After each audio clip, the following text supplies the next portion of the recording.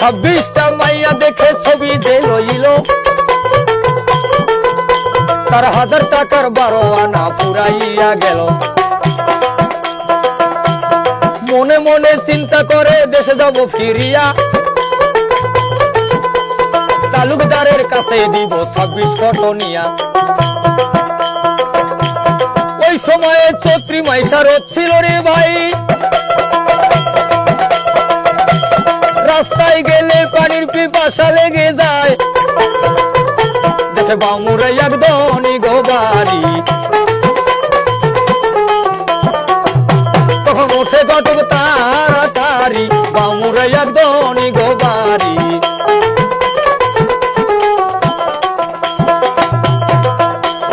কে আছেন গো বাড়িওয়ালা দেখেন না কেন চাইয়া,